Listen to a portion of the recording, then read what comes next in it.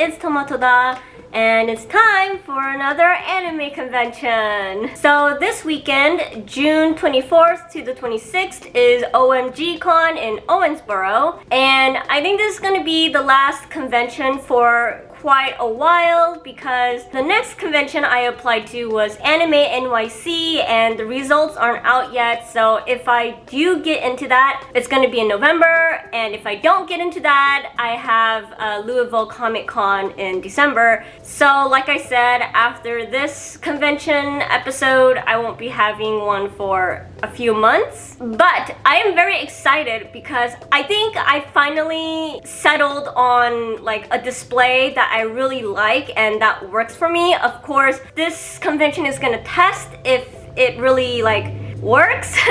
But from my previous experiences and, you know, trial and errors, I think this is going to be it. And this is the setup that I want to stick with. And I'm very excited to show you guys. If you guys saw my like previous 2 episodes, I started out my whole display thing kind of like on a budget because I just didn't know what I was looking for in a display. But now that I do know, I spent a little bit more investing into like stuff for my display. So, you know, the whole on a budget thing is like out the window. Like, I honestly don't know how much I've spent anymore. Like, I just see something at the store and I think, oh, this is gonna help my display, I buy it. Let me show you guys what it looks like so far. This is like not perfectly done since I'm doing it at home. It's like a testing and, you know, things are soft taped so they like flop around, but at the convention it'll be more legit.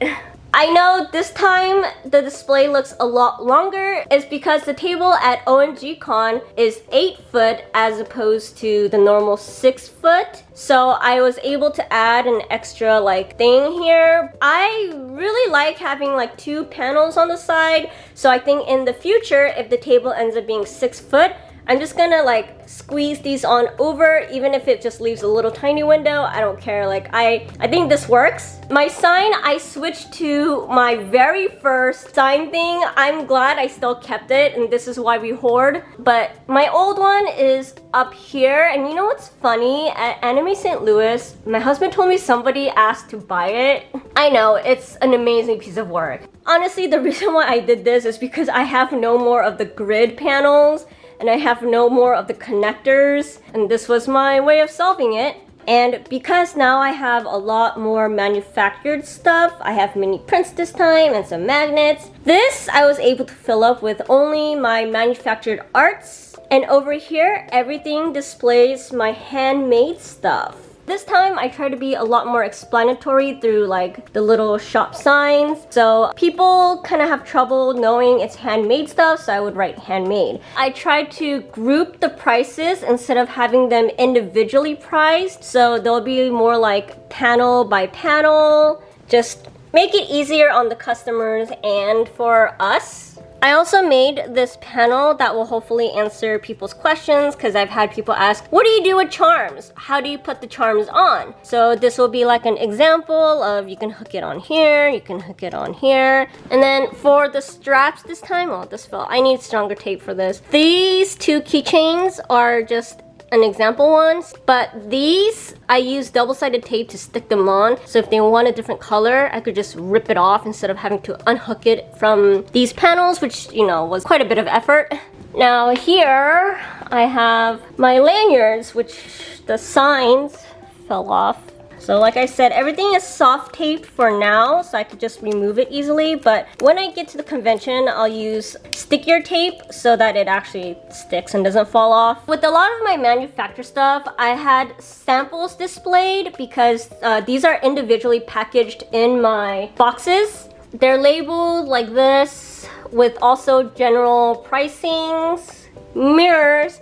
I got this at Target. It's kind of cute, isn't it? And then unfortunately for my notebooks and for these mouse pads, I only have B grades available because, you know, I had an issue with Vogue grades and I'm actually still going through them. But I picked out the ones that could still be sold for B grade, which is like maybe 9 to 10 of each, which, you know, it really sucks. I also accidentally ordered the wrong sticker size. These are 1 inch. I usually order an 1.5 inch, but I don't know what. This was my mistake, totally. Some of them, it makes it really cute, but then for some of them that have text, it's really hard to read. So that was a little bit disappointing, but that's totally my fault. I have my badge reels, blah, blah, blah. I got a hat stand. I borrowed one from Mint and Apple back in St. Louis, and I thought, yo, that shit's really nice. So I got one for myself, and instead of putting out my business cards, because I keep running out, I made this little sign. I painted it so that people can take a picture if they want my deets. If they ask for a business card, I definitely have business cards to give, but if they don't ask for it, just take a picture. Some other mouse pads. And this time I have a new shopping basket because the old shopping basket, people didn't seem to know there were shopping baskets. So I got this, actually it's supposed to be this way. It's a picture stand from the $1.25 store, and I got these buckets from the $1.25, and you know, they could just pick one and I'll have it out in the front. So hopefully, let's see how well this works. Also, if you've noticed, I have a new tablecloth. I got this one at Target. Isn't it so pretty? It's actually 8 foot. So the end of that to the end of here is 8 foot. One thing that I have improved that I really hope works are the panels. So this time, what I ended up doing is I got these foam cork boards from Walmart. I actually just saw them. I wasn't even thinking about it because I was originally thinking about playing with magnets. It was a pack of 4 for about like $10, I think. So I got 2 packs and I love them. I used very, very strong double-sided adhesive tape to tape them onto a 12 by 12 canvas. When I put the push pins in, they don't poke through the back, or like they barely poke through the back. So when I layer them on, I don't have to worry about things being scratched from the poking stuff. Yeah. So I'm just very happy about coming across these. And the hooks, instead of adding one just in the middle, I added 2, both sides, so that it creates more stability. And on top of that, it comes off because they're the picture hanging ones. So they're like kind of Velcro. It's not Velcro, but it's like Velcro. It works like Velcro. So I could just push that shit in. There it goes. Take that shit off. That way, if I want to layer my boards together, I can take off the hooks and then just layer them on like this so that it doesn't ruin the cork board in front of it. All the items are stored inside the crevice. If you try to make this yourself, the only thing that I would be worried about or be concerned or keep an eye out for is the position on how you put your hooks, because the way the canvas is made, it has this flap. So if you put your hooks like this, there's a possibility the flap's just gonna like do that and then you're gonna cause dangling. So what I did was I put it on the opposite direction like this so it doesn't cause dangling, if that makes sense. And another thing is when you display your stuff, just make sure you have like an inch, a little bit over an inch of empty space so that when the back of this panel here, it doesn't bump into your stuff, basically. But I'm very excited to try these out because it's going to be so reusable. The other ones, unfortunately, I did have to toss. I know it's a waste. It's what happens with trial and errors, I guess. Another thing, I just remembered that some of you guys left questions before, and oh, actually one of them was a suggestion. So somebody suggested that I saran wrap my things so they don't move, which sounded like a great idea. And I talked to somebody, another artist, and they've tried it before. They said they saran wrapped it, and when you go to the convention, it's amazing. Like, you just unwrap it and everything stays in place. However, when you pack up and leave, it's a nightmare because if you guys know saran wrap, like once it like clings to itself, it's really hard to uncling. And they said like it was kind of impossible, especially in the time crunch that they had to like re-wrap it with the same saran wrap. Because I mean, personally for me, I wouldn't want to like use that one saran wrap, throw it away, and then use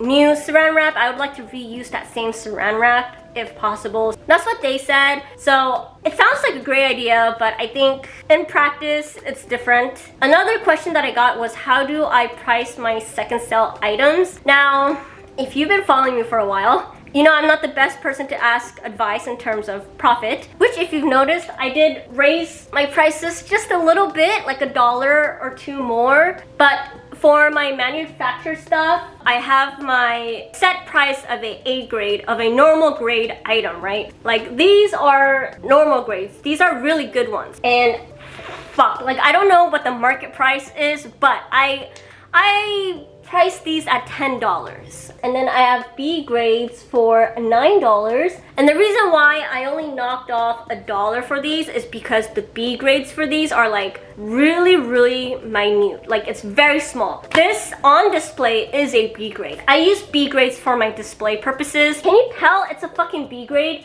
No. The only thing that makes it a B grade to me is that there is a like little tiny dot over here. I don't even know if the camera can capture it, but it's a very, very tiny speck that I think normal people wouldn't mind, but for me, it catches my eye, unfortunately. For my lanyards, these are also $10, but then the B grades are $8 just because the defects are a little bit more noticeable. The B grades are due to a misprint here. If you can tell, the scalloped edges are a lot more shallower on this side than it is that side, and it bothers me a lot more than the mouse pads, which is why I knocked off $2 from these.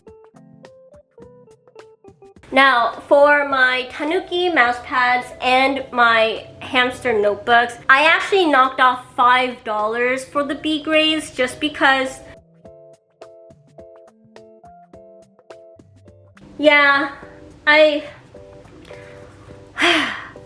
so anyways, because of that, I knocked off $5. The setup took about 3 days to do. They're getting quicker each time, and I'm going to now... Oh, fuck, I totally forgot. I'm sorry, this is all over the place. But the OMG Con has a 50-50 rule where you can only have 50% or less fan art, and the other 50% or more has to be your original art. So I wrote down my items, original and fan art, and I kind of briefly, roughly labeled everything or wrote down everything just to see what the ratio was, and I have this much more original art. So I am in the safe zone. I know it's really shittily made, but if somebody at the convention comes to me and say, hey, you have more fan art, then I'll be like, ha, look at this bitch. But I'll doubt they'll do it. The people who run the convention seem very, very nice. I emailed them about the Tanuki testicles and the fuck it hats because it's, 18 plus materials are kind of,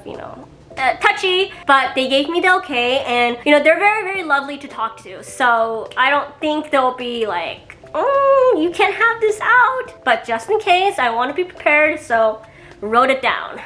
In here, I have my prints. As you can see, I did the same thing as last time. I labeled them with tape that I can just rip off later. I have some extra prints that I want to give away. Here are my extra materials. In here are my business cards if people ask. And also, if you saw on my display, instead of using the wet wipes type of ordeal, because it seemed nice, and the fact that it was reusable, I thought it would be better, but ultimately it's just paper. And I got these from AliExpress. I bought 2 packs, and they have all these different designs, and this is what I've been using for my signage display, and I think this will last me forever because I've already used so much of it and I still have a lot of it. And then here are my little tools. I still need to add scissors, but I used them, and now I don't know where. Oh, there they are. In here are extra thumbtacks, and these are the things that are going to go on my canvases, and just extra tape. And then this is my charms and the little knickknacks that I sell. They're also labeled.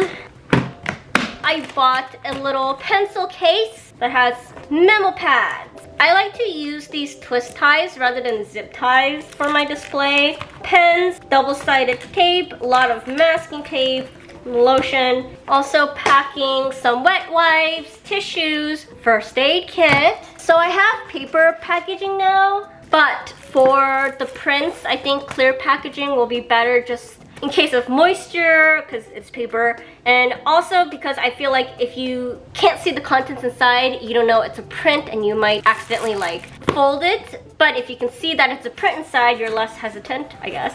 So I have these 2 boxes of packets. Now one is a handmade packet. This will go out when people buy anything handmade, and inside is a sticker, my business card, and a like handmade like care sheet thing. I have 3 different sizes: small, medium, and large-ish. Large-ish, not like completely large, because there's no way I could fit a hat in there. And then in the manufactured packets, these will go out if people only buy like one of my manufactured arts. It comes in the same sizes, the small, medium, and large. It has only my business card and a sticker inside. It doesn't have that little care thing because it's not handmade. I also bought plastic bags again. I try to cut down on plastic bags for the small ones. It's to carry like the hats or the mouse pads, or if I see somebody struggling with a lot of stuff in their hands, I like to offer them, even if they don't buy anything. Like, I don't want to see that, because sometimes when I'm at the market and I'm like, I only need one thing, and I go in there without a cart or a basket, and then I end up with a bunch of shit in my arms. I'm obviously struggling. I've had employees offer me plastic bags to carry all my shit in, and I really appreciate it. So like when I see people at the convention also like carrying a lot of like little things in their arms, or it looks really uncomfortable, I do offer them a bag to carry everything in. And I bought something nice so that hopefully they will reuse it at least, even though it's plastic. So I finished packing, and it was a lot more than I thought. I wish I had another suitcase like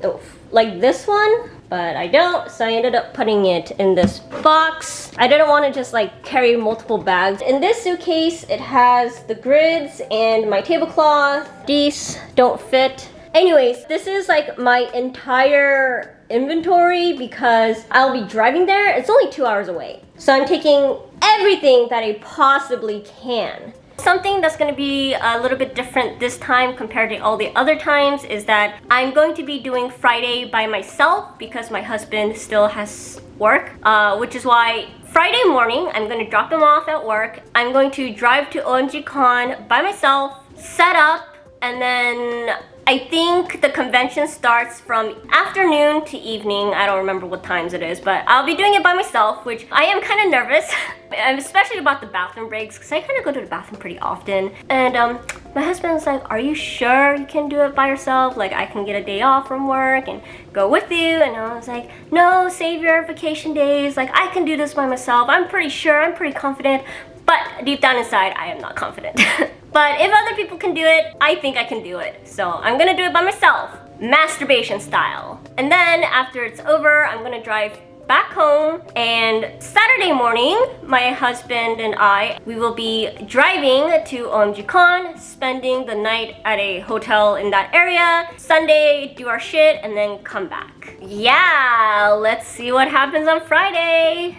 So I'm at the convention, and I hit a red cardinal on the way, and like the bitch just flew straight into my freaking car. Like, it didn't even fly away from the car, it flew into my car. I feel really bad about it, but I'm here. Here's the loading dock. Well, this entrance and that entrance there, but I'm gonna go through this entrance because it's closer to my door. And I got my badgie badge. Yeah.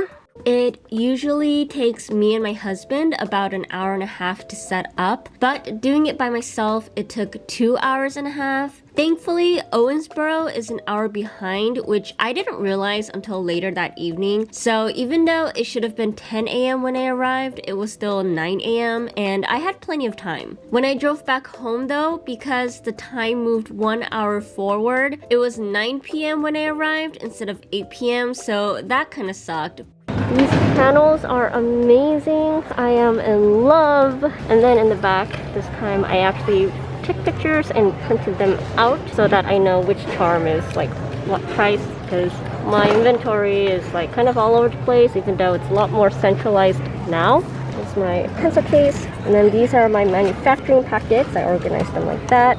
And then I put some of the mouse pad and other inventories and the prints, only a few of each so that I can like easily kind of get through them. And then a glove, just in case my hands aren't clean at the time. On the handmade side, same thing with the packets.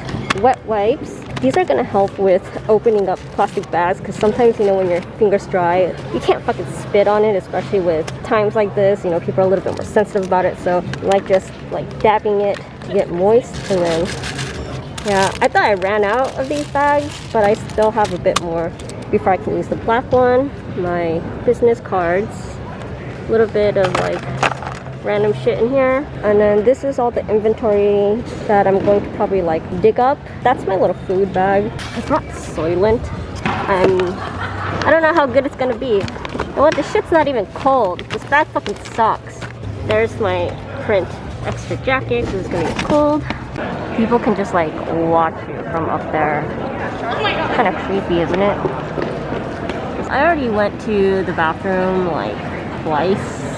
I just left my booth. I had to go bad, but I think nothing was really stolen, so lucky me. And the system's working really well so far.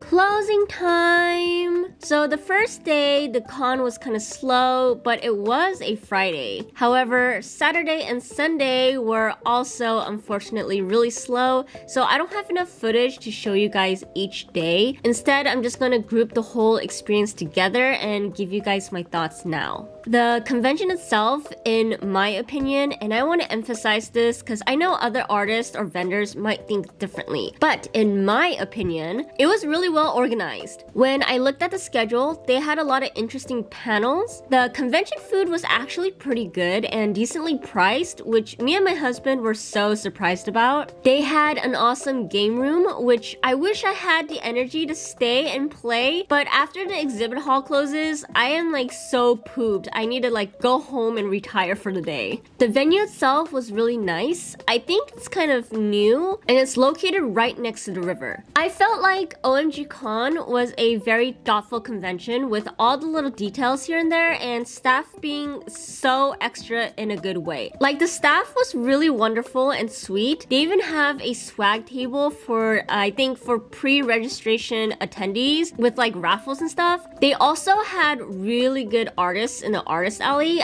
I spent so much money here. The vendors were alright. You know, it's the usual merchandise that you see at cons. If you look at the size and activities of this convention, you'd think it would be for like a medium-ish sized convention, but unfortunately, attendance was pretty low, which is why sales were slow. I thought it was just me, but as I had a lot of time to go around and talk to other artists, they all said the same thing. The positive side is that it did give me time to actually meet other artists and have like longer talks with them, which I usually don't get to do as much at other cons. But as I was talking to staff, there was an actual reason why. I don't want to say the wrong thing or give you guys the wrong info because I don't even 50% remember the exact details. So I'm just gonna generalize and say that there was stuff happening behind the scenes because it just didn't make sense how nice the convention was, but how low the attendance is. I'm also wondering if it could be a marketing issue because when we were at the hotel next door, a hotel employee who was in the elevator with us, he was asking us what the hours tomorrow were, which was Sunday. He said he used to go every year before the panorama, but he didn't know that the convention was back since then, and unfortunately, or